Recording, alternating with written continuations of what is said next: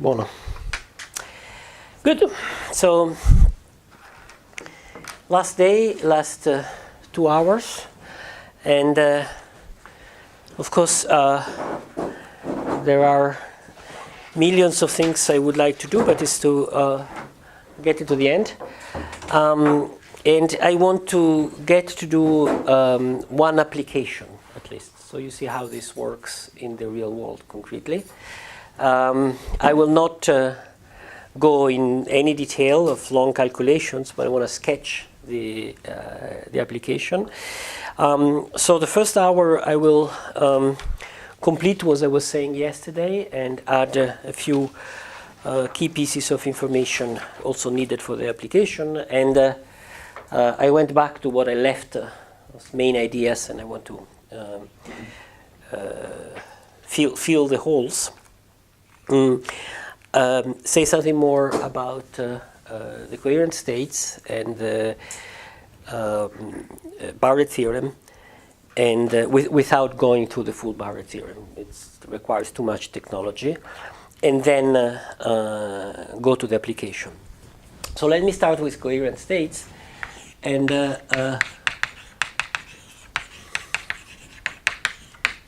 let me remind you what I said the last lecture. In the Hilbert space of loop quantum gravity, a basis is given by the spin network states, which make diagonalize, make sharp certain variables, but not the three-dimensional geometry. Only some pieces of the three-dimensional geometry. And in particular, if you think geometrically, these are the quantum number of the areas, so these are quantum number of the volume. But at fixed volume, the angles here are totally spread. So there is, if you want, there's a one-parameter family of tetrahedra which have all the same areas and the same volume, but they are completely different shape. And these states are completely spread on this one parameter family of states. So what I did quite rapidly last time was to describe a technique for writing coherent states that describe a given geometry. And it's a bit funny because it was searched for a while. It was found, this beautiful technique, this Levin speciale coherent states. And you need just one more parameter, right? You need these are the 6 classical numbers that define the geometry of a tetrahedron. These are 5, so they should be labeled by 6 numbers. But the clean way of doing that is to use to fix these, and instead of having 2 numbers here, to use 12 numbers, right? So to use 8 numbers. So for each face, for each triangle of the tetrahedron, write the normal. And the normal is a direction in space, so it's 2 numbers, right? Theta and phi. So you have 2 numbers, 2 numbers, 2 numbers, 2 numbers, 8 numbers. So to describe a tetrahedron using these vectors. This vector length 1, let's call them n1, n4. So you have 4 vectors, and these 4 vectors characterize uniquely the geometry of the tetrahedron. And there's a lot of redundancy because if you rotate all of them, there's the same tetrahedron. So you have 3 parameters of rotation that are supposed to define the same state, and because the sum of the normal along with the areas is 0, so the sum on these 4, let's say, let's call A 1 to 4, the 4 faces, the sum in A of the area A, which is determined by JA times NA, is 0.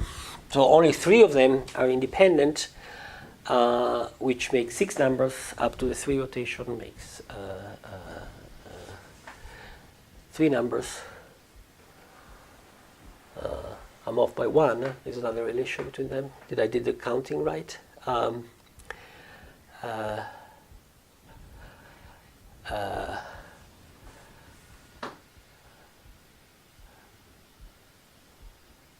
No, that's right. These are three conditions, not two conditions. So it's two numbers at the end. That's fine. So how is the given this? How do you write a state? So the state can be written gamma JL, and then for each node you have 4 for each node unit vectors that satisfy this condition here. So there is an intertwiner determined by that. So is determined by these 4 vectors of length 1, and has it's an intertwiner, so it's an index with 4 indices, each one in a representation. So in the representation J1, J4. So this is an element has to be an element in the invariant tensor product of J1. J4, and the way of constructing it is pretty clean. You take the JJ state and you rotate it to the direction that you want. You tensor the 4, and then you make everything invariant by integrating over SU2. So for each one of these n, NA, you write it as a group element, which I also call with a little letter n, A. This is a group element, this is a vector, acting on a unit vector. So this is a unit vector in the z direction. And this, if you want, let me do a three-dimensional integral. This is a rotation matrix, EJ, acting in the direction j, that rotates z in the direction of that. There is a certain arbitrariness in doing that, because of course there are many rotations that if you rotate them like that, you have the same rotation. You can fix one, and this arbitrariness reflect in an arbitrariness of the definition of this coherent state, which create a bit of technical complication as you work with it. You think for a moment, and then you integrate over SU2. If you think for a moment, what gives the explicit form of that is integration of dH, so over SU2, and then the representation matrix J1 J1 M1 of H and 1 DJ4 J4 M4 H and 4. So if you have these ends, you just write this, integrate, and you get the tensor. So these are the Levin intertwiners coherent states.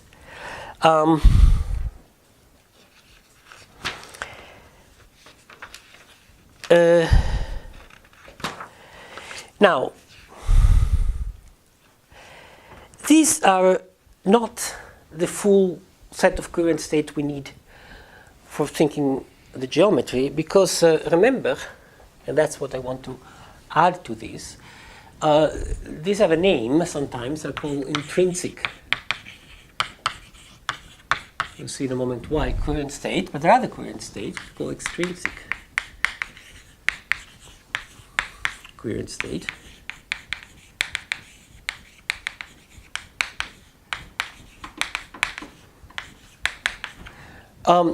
Because, of course, there should be other things, because these take into account the fact that the different L don't commute with, the different components of L don't commute with one another. So they are ways for writing states in which you cannot make all them sharp, but you can make states where the spread of the L is minimal. But the L are just half of the variables, right? The L operators and the HL operators. This is the derivative, the left invariant vector field. This is the diagonal operators in the representation HL. And of course, in the representation where you diagonalize part of these are complicated operators that act in a complicated manner. So this is really like X, and this is really like P, or vice versa. This is like P and like X, depending how you want to see it. So these don't commute among themselves, but of course. So can we diagonalize? Can we make coherent state where both are sharp or concentrated? These are the extrinsic coherent state, and there is a technique for constructing them. But let me first talk about this operator here, because I've not talked much about this operator here. Right? I've been mentioning it as playing a sort of role in the construction of the theory. I've said it has to do a connection when you go from one tetrahedron to the other. It's associated to the link, it's holonomy of the connection along the link, but I've been pretty vague about this connection. So it's time to be more precise about what is this connection. And in a sense, I'm getting that to the end of these 20 hours of lectures, but this connection is the beginning of the story. So historically, it's the beginning of the story. So let's see who is this object. Who is this guy geometrically? I mean, the quantum theory, we know its role, but to which geometrical quantity does it correspond in general relativity? One is tempted to say, well, it's just a three-dimensional rotation, but you'll see in a moment that it's impossible. It has to do something more complicated.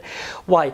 Because the spin connection, which knows about the two-dimensional connection, is a function of the geometry, of the intrinsic geometry. So if it was so, it would just be a function of this. So it would commute with this. So it could not be something independent. It has to do with the time derivative of that. Right? It has to do with the time derivative of the three geometry. And the time derivative of the three geometry in the four-dimensional picture is extrinsic geometry. That's why these are called extrinsic, coherent state intrinsic. So if you have a three-dimensional geometry in 4D, the intrinsic geometry is just a geometry you see if you sit on this on the surface itself. The extrinsic geometry is how it is embedded in a four-dimensional space. So it has to know about that. So let's see a bit more precisely what is it, and let's do it precisely. Remember that the action, of course, we have to go back to general relativity now to understand what it is, to the classical theory. We said that this is based on the action E wedge E wedge F star wedge 1 over gamma F. No, sorry, not wedge, plus 1 over gamma F. This is the action we start from. So L is what describe the geometry of a three-dimensional surface, and we saw that L is E wedge G, right? Or more precisely, Li is jk epsilon I jk up to some 1/2, presumably there is a 1/2 here. When is on a link, this is actually this object, which is a two-form integrated on the triangle dual to this link. So this is the object, or more precisely, the space-space component of the object. So this is here. Okay. So its conjugate variable. Let's look for its conjugate variable. How do you look for the conjugate variable from the action? Well, just look at it. You have to take the derivative with the time derivative of something. So let's take the derivative of the Lagrangian with respect to the time derivative of that.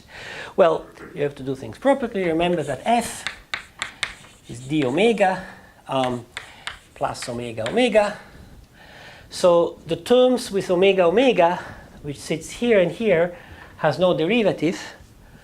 For what concerns the time derivative, let's forget about it, because we only want to see about time derivative. So let's just look at the integral of E wedge G d omega star plus 1 over gamma d omega, because that's what knows about the symplectic structure, who is conjugate to who. Now d is in the wrong direction, but we can integrate by part and put d here. Okay, it would be a minus. And let's get out of this form notation to see what happened. This is d mu e nu e rho omega mu nu rho sigma plus 1 over gamma omega sigma epsilon mu nu rho sigma. This is what the form means. And let's put all the indices since we're here. This is Ij. So this is Ij. We don't need to antisymmetrize. It's already antisymmetrized here. There's a star here. So the star is KL and then epsilon Ij KL. And here is Ij. I should put the indices downstairs. I mean, there's a this indices downstairs to be matched with it. These are Minkowski indices, so it's just a minus. Good. So where is the time derivative? Is when in the sum, this mu is 0. That's the only term with the time derivative. All the other have no time derivative. So put a 0 here, which means that there's a 0 here, which means that nu rho sigma has to be space. So let's put them space, Ijk. So I have here Ij. Then I get confused with this Ij there. It's called ABC. ABC. So A, B, and C. So A, B, C are general coordinate space indices. So now it's very good because this is integrating in space. So this is AB, right? dxa, dxb. So this is, here it is. Okay, here is time derivative. So that's its conjugate. Wow, we got a conjugate. Let's be a little more precise. Well, when I'm in time gauge, A0 is 0 because, remember, I just take 1, 0, 0 here. So if I have a space index here, I have also space index upstairs. So this is going to be space indices, Ij. Now careful, this is going to be Ij, that's the key point. But here, I'm going to be Ij here. So KL have to sum of two indices which are not Ij. So one is 0. And one is K, little k. Okay?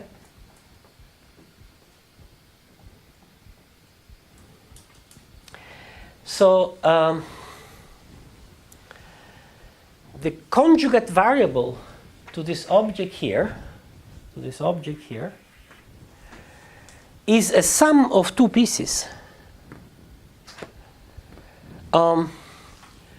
where I have the connection, two terms of the connection, of which one is the connection in the space direction with a space-space thing here. This is just the three-dimensional spin connection on the surface itself, which is actually on the solution of the equation of motion is determined by this, by the standard equation that defines that gives the spin connection. This equation given E defines the spin connection, the three-dimensional spin connection. But this has a 0 here. This has nothing to do with the three-dimensional geometry. This has to do with the four-dimensional geometry. It's a piece of the four-dimensional connection. Okay? So if this object here, or more precisely, epsilon C EAEB, if I call it EC, which is its name, which is the object that is a two form that then is integrated to give that one. I see that. Let me just avoid writing a lot of epsilon. You see immediately what is going on. The variable conjugated to the two form EI, which is that thing here, the value conjugated to that is going to be the connection with indices. So I have to dualize I, this one as well, with 1 over gamma, plus the connection in the same direction of this in the direction 0I. So this is the 3D spin connection. This is the thing which is independent from that. And if you look in the equation of motion, this, of course, is what determines the time derivative with respect to that, and this is what knows about extrinsic curvature.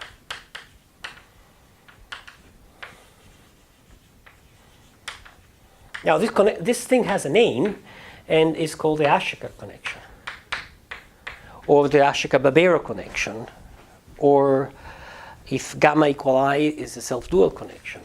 In fact, to be precise, the Ashoka connection is 1 over gamma. Is this. So it's this one plus gamma this one. If gamma of I is a spin connection plus I, a piece of the extrinsic curvature, which is a boost component of the 4-dimensional connection. So the entire game of loop quantum gravity started 25 years ago, I guess, 84, 85, when Ashoka realized that by using this quantity as a variable and this quantity as its conjugate variable, the theory simplifies a lot with respect to the Einstein formulation. It takes a form which very much Young-Mills liked. This is Young-Mills field and the Young-Mills electric field, and you can do stuff. And out of that, then there was a construction of the holonomy, the loop states, and the long evolution, and back and forth, and understanding how to get rid of diffeomorphism, which landed in loop quantum gravity as it is today. Okay, so instead of starting from here, I got here at the very end.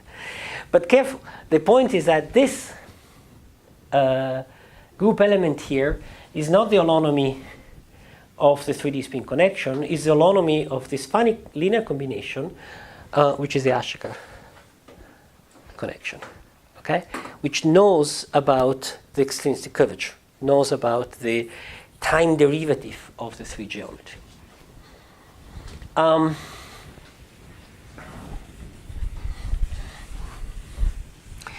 So where sits the extrinsic curvature? Let's suppose we have a spin network, and let's look at the link of a spin network. This is a link of a spin network, and this is H sitting here.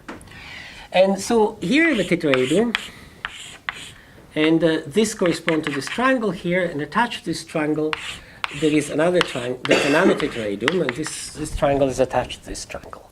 So this line goes from the center of this to the center of this. Okay. Now, obviously, I can always choose to orient my reference frame here and this reference frame here so that there is no rotation between the two. No 3-dimensional rotation between the two. I just parallel transport my frame from here to here. Okay. So until I don't make a tour which picks up curvature, I can always choose omega. This 3-dimensional one, I can always choose it to be 0, obviously, right? So if I am in this frame, so up to a gauge transformation here or here, I can gauge transform to make this to make the spin connection part 0, but there's this one. And this one, what does it represent? It represents a part of the 4-dimensional connection from here to here. So you have to think that the t equal constant surface, which is the boundary in which sits live, has a tetrahedron here, and now consider the normal to this surface and the normal to this surface, and there's an angle between the two, right? Then there'll be an angle between the two because there's extrinsic curvature. This has nothing to do with the intrinsic curvature of the surface. It's extrinsic curvature. How is better? So this angle here, it's a rotation in Minkowski in 4-dimensional space. So it's exponential of a boost. It's exponential of this part here, which is a boost transformation. So this angle here, let me call it theta. It's an angle in 4 dimensions, which is a discrete version of the extrinsic curvature.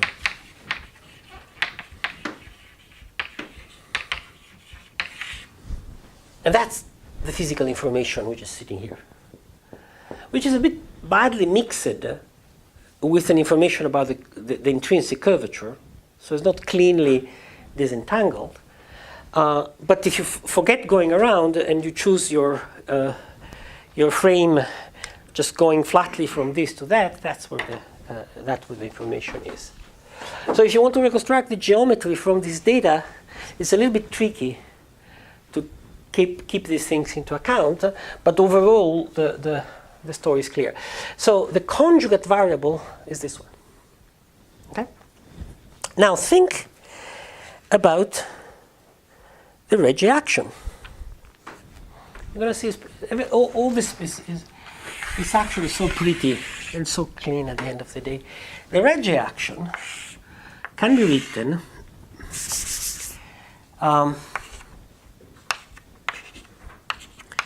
as a sum over the 4 simplices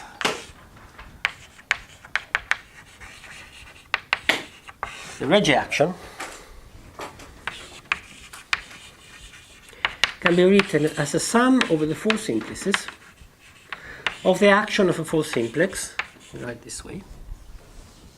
The action of a 4 simplex is a function of what? Just of the line of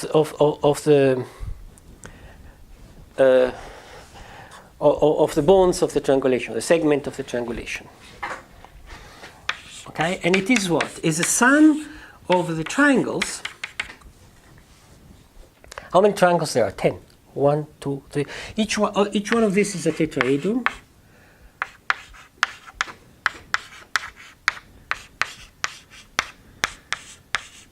So the 4 simplex has 4 tetrahedron, this side, which I represent this one, and between any 2 tetrahedron there is a triangle,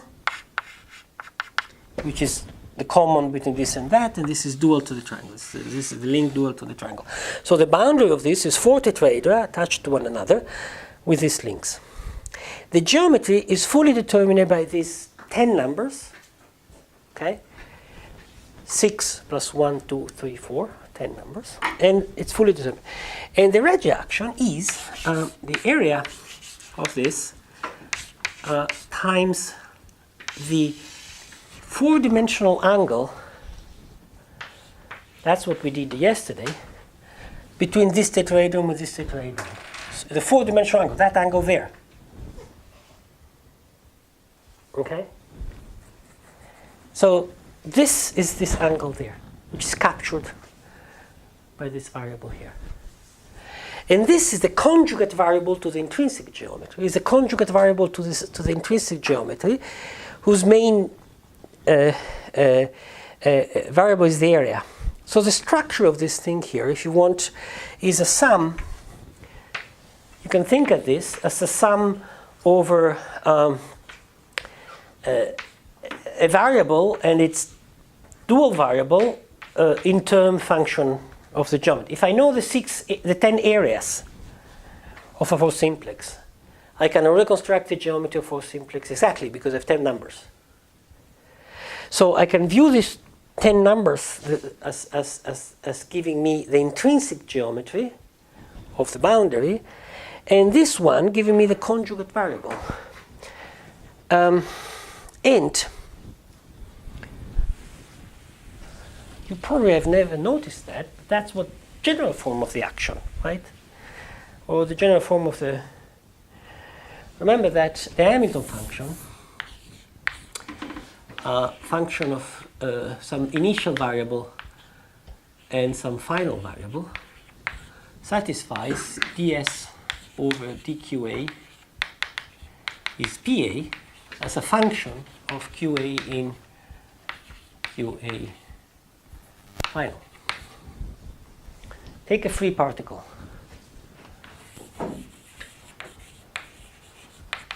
A free particle S is, I wrote it, m Q initial minus Q final square divided 2 T initial, T final minus T initial, up to sign and an overall constant. And I can rewrite this as Q initial minus Q final, so Q initial minus Q final, each multiplied by M Q initial minus Q final divided the T initial minus T final. And this is the same. Q initial minus Q final divided T initial minus T final. Now this is the velocity. This is the mass. So this is P as a function of all the Q's. So this is Q initial times P function of Q initial and Q final minus Q final times P, which is the main, because P is conserved in this case, this is a good case, final function of Q initial, Q final. So I can always think at the Hamilton function as a sum of P of Q, P function of Q, summed overall initial and final with the right signs, because one comes in, one goes out, and up to the overall constant. There is a 1/2 here. That so let me say proportional to this because of 1/2. So you see, it's mechanics is unbelievable. The way mechanics juggle. Look how unbelievable it is. Suppose that now Gabriele says, wait a moment, you told us that you have to consider Q and T at the same level. So why now you just consider Q and not T? I say, oh yeah, you're right. So I also have to have T E1 minus T E2.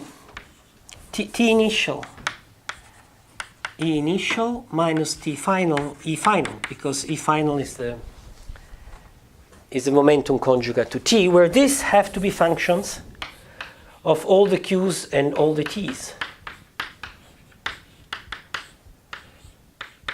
Let's see what this gives. The energy is the same, it's conserved. Okay? So this gives T initial minus T final times the energy. What is the energy? The energy is 1/2 P square over 2M.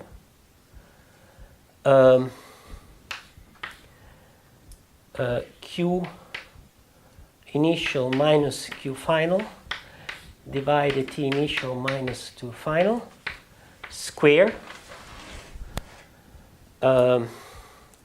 over M P M square.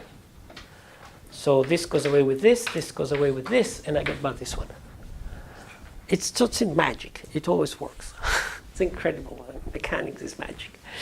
So what am I saying here? I'm saying here that the structure of the Hamilton function of general relativity in a single piece, a minimal piece of space-time, in a four-simplex, is just intrinsic geometry, extrinsic geometry as a function of extrinsic geometry. What is the key here?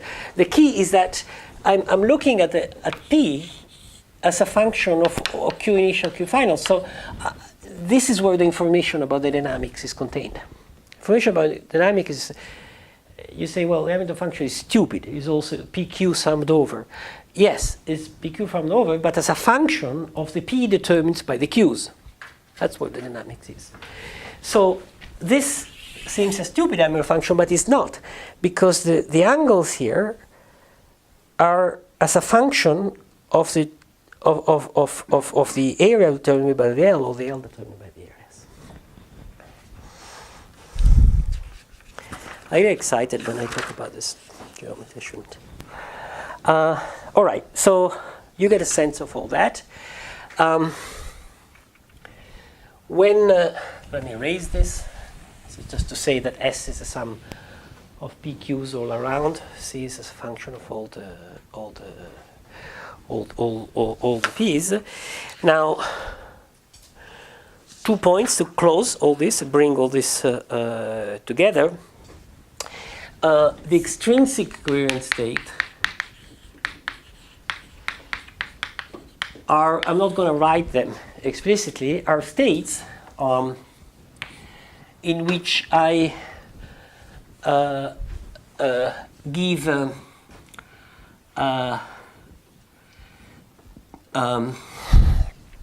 the mean value, like the x0, p0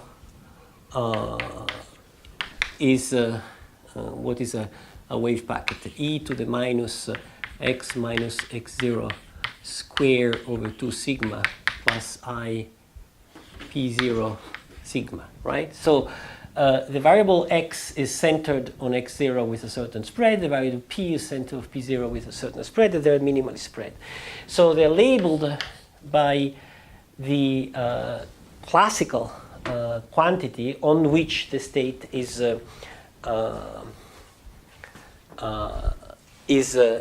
built. Now I can go. I can build state labeled by areas. Let's. I don't want to write the full equation because it's gonna by the classical 3 geometry and so by the geometry of the triangulation and the angle theta, and by the classical extrinsic geometry. And these are going to be sums over spin network states, sum over J, sum over JL, sum over VL with some coefficients, which depend JL, VL, determined by the intrinsic and intrinsic geometry. And there is a number of constructions that do that explicitly. So these are not state fixed, sum with a fixed J. We're summed over J. It's a sort of Gaussian around a certain J, and a sort of Gaussian around extrinsic geometry, which approximate at best. So, like you can take a classical particle with a certain velocity and build a quantum state, which is a wave packet that follows. Similarly, you can take a surface in a curved space-time, approximate it with a triangulation, and explicitly write a quantum state which is picked around it, both in terms of intrinsic and extrinsic geometry. And there are formulas for that, which I'm not going to write now. And there's a large literature on these things. The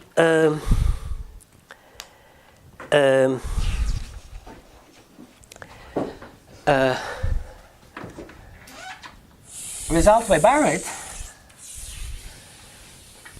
and collaborators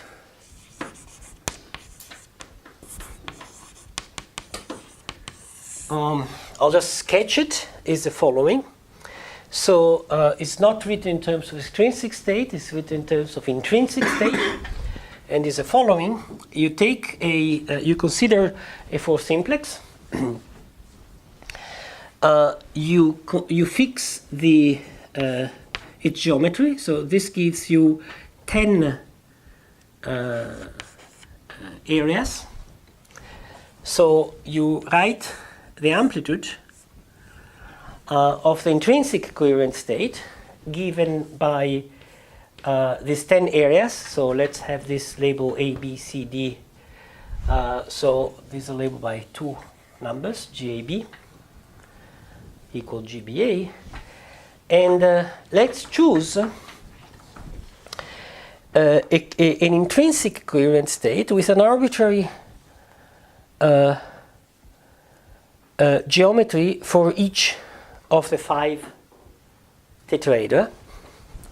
So let's give all for each of the tetrahedra, give the full normals.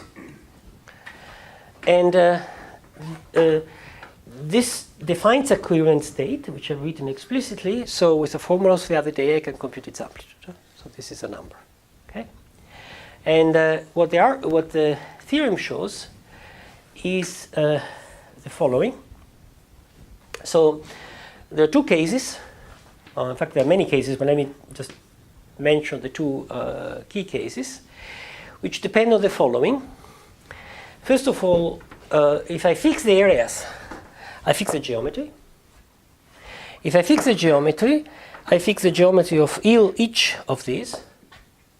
So I fix the ends as a function of the j, up to rotation of each one of them.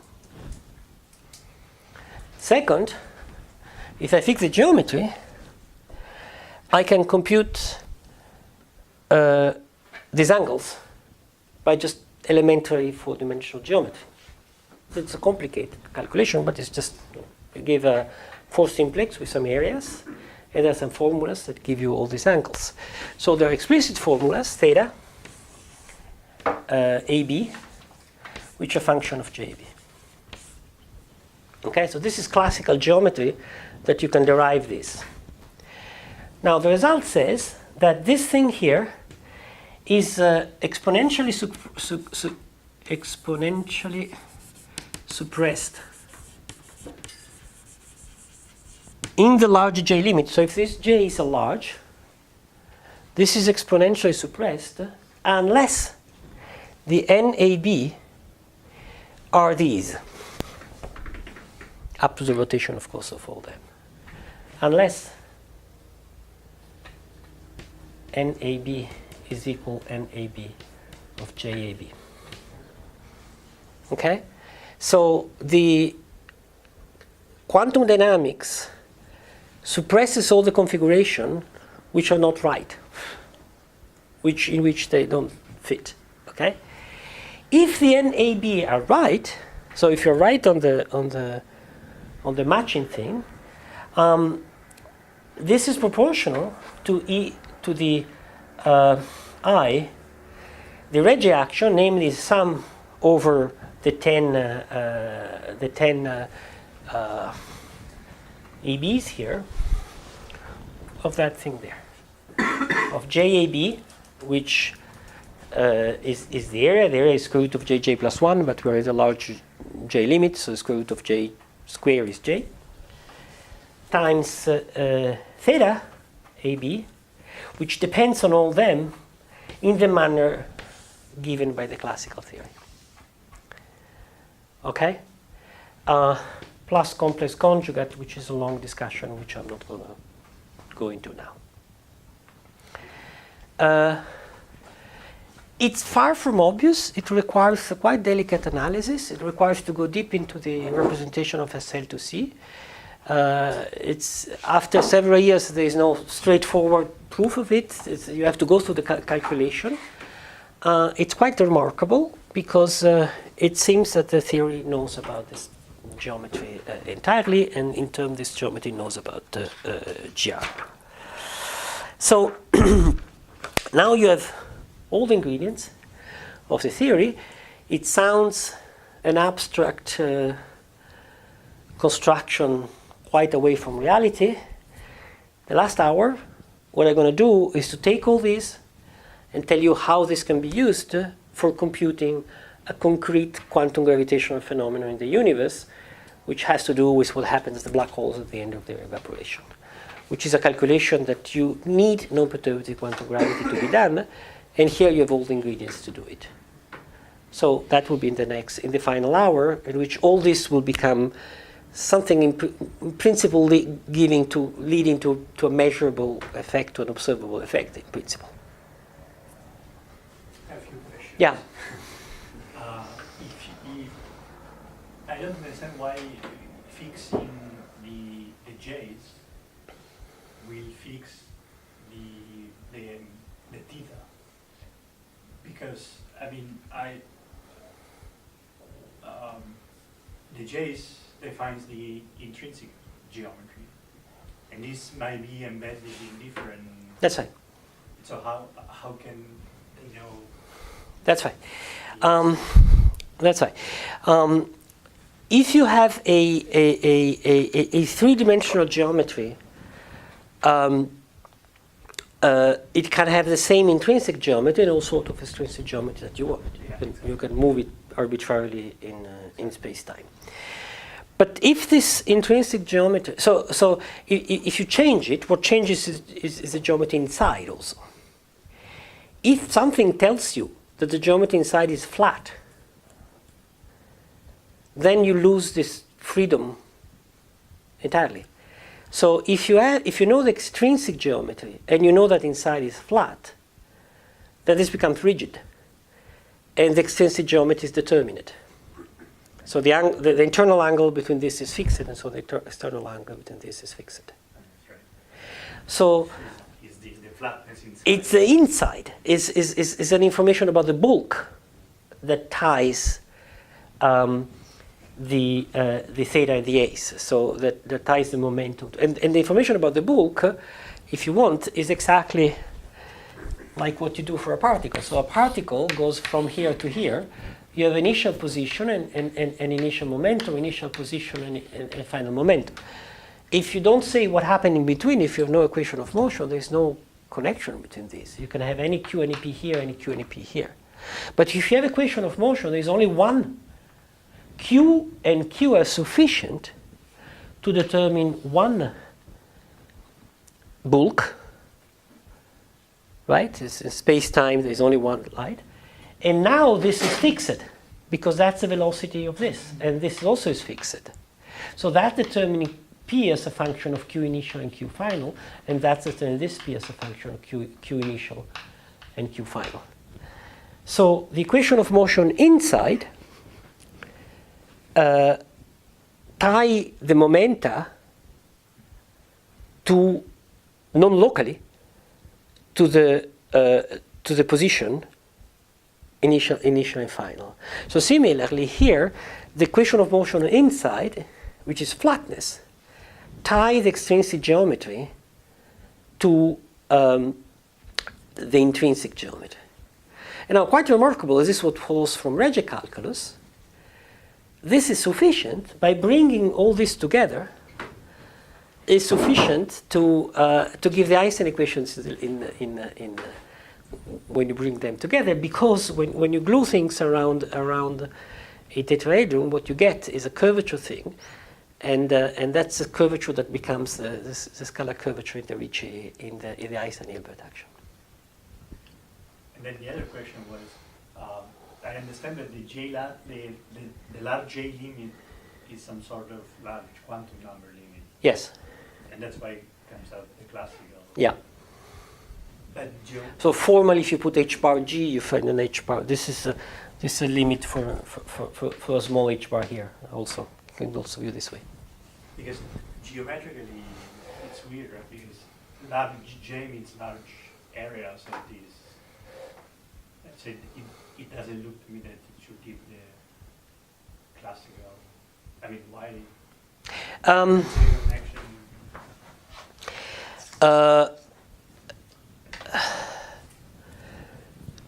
So there are different scales here. Maybe I'm confusing the. No, it's a legitimate. It's a legitimate confusion and a legitimate worry. It's an issue of scale here. So suppose you have a classical geometry.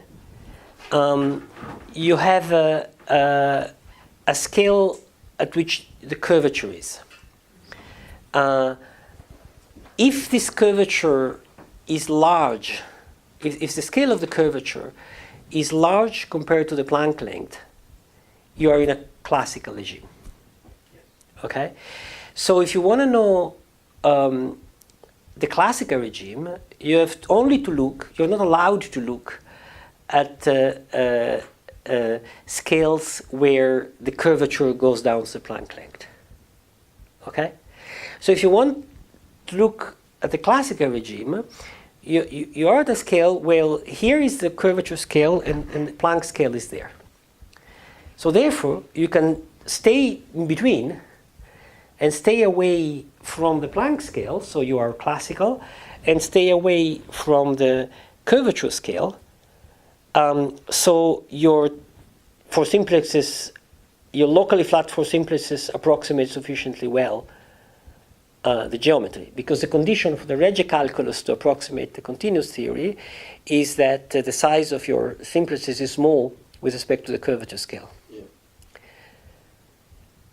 You say, well, I want to take this all the way to infinity. Well, you have to take it sufficiently small to approximate arbitrarily well and you can do that without going down to the quantum regime, provided that you are in a classical regime in which the curvature scale is very, very far away from the Planck scale. As soon as you get to the Planck scale, then all the approximations go wrong. And if you want, the theory is based on the hypothesis, that's fine, and that's what the theory is giving you. So you don't want the classical approximation to be right at the Planck scale, because the Planck scale is no classical approximation to. And then the continuous limit. And then the continuous limit is you increase the number of tetrahedra, if you want, or for simplices, and you hope that a further increasing does not change the amplitudes, if you want, in a sense, because the spin form sum then is going to be picked on configuration in which a lot of spins are zero, right? So if you have something large, 10 Planck scales, and you discretize it with a million for simplices, your best approximation with most of them is zero spin, so zero, and a few of them count. But it cannot be. And how does the classical limit work there if you have some that are zero spins? Since you cannot take large J, J is zero. That's right, but if you're describing an object with 10 Planck length, you're awake. Yes. Yes. You see, the intuition here comes from lattice QCD. In lattice QCD, people study recently have computed the mass of the proton, the mass of the neutron, the mass of all the resonances. So it's very good. So it works very well. So if you ask these people, how do you discretize? Okay. If you ask to a theoretician, it says, oh, you take the limit where this goes to zero. But if you ask the people who work with computers, who actually do the calculation, they say, of course you don't take any limit. You just want a number. How many lattice sites do you want? It's very easy. The quark has a quantum wavelength, which we know. It's given by the mass of the quark. And the proton has a size, which we know, because we know from the form factors of the proton. So you divide the form factor of the proton. So you see how many of this time this sits into that one. And the result is 10. Good. You need 12 lattice spaces, so this is enough for doing the calculation. If you go more than that, you don't gain anything. Why? Because the relevant degrees of freedom are wavelengths that are no shorter than the quark quantum wavelength and no longer than the proton. So these are the only one that matters for this calculation. The rest, theoretically it comes in a normalization and stuff, but practically these don't count. They just perhaps normalize a parameter, but they don't count to the actual calculation. So here's the same idea. If we study a phenomenon, and this phenomenon has a certain length scale, and the variation is over a certain length, the curvature scale is, then the idea is that this is well captured, like in lattice QCD, by a truncation where you just look at those degrees of freedom.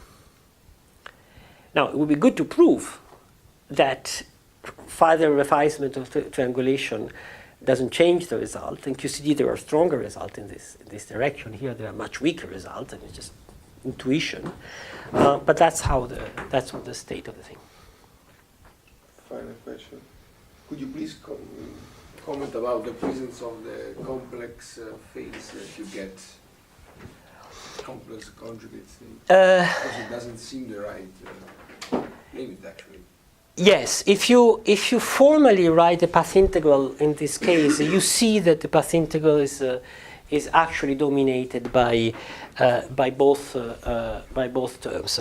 What happened concretely in calculation, you will see them in the application, is that when you put a geometry on the boundary of your region, you get an extrinsic coherent state of the boundary of this region. This extrinsic coherent state is picked on some value of the theta, right? So it's a Gaussian centered on some value of the theta. Now, here you have a plus, here you have a minus. So one of the two is going to match, and one of the two is not going to match. So when you look when you compute the transition from some semi-classical configuration, one of the two always dies. Which one? Well, in a sense, the two correspond to an extrinsic curvature in one direction, extrinsic curvature in the other direction. So it's the boundary state concretely pick up one of these terms. So there have been attempts to say, well, it doesn't look right, let's take away this away. I think that this is the way it should look, because this, if you want, is the solution of the Wheeler-DeWitt equation. Wheeler-DeWitt equation is a real equation. So there's no reason for a Wheeler-DeWitt equation, for a real equation to have a complex solution. It has to have a real solution, so there should be a complex conjugate. The way the calculation does picks up one of the direction, if you want. So at the end of the day, you have one of these that count. But I think both should be there. Let's stop, and then maybe if you have questions at the end of them.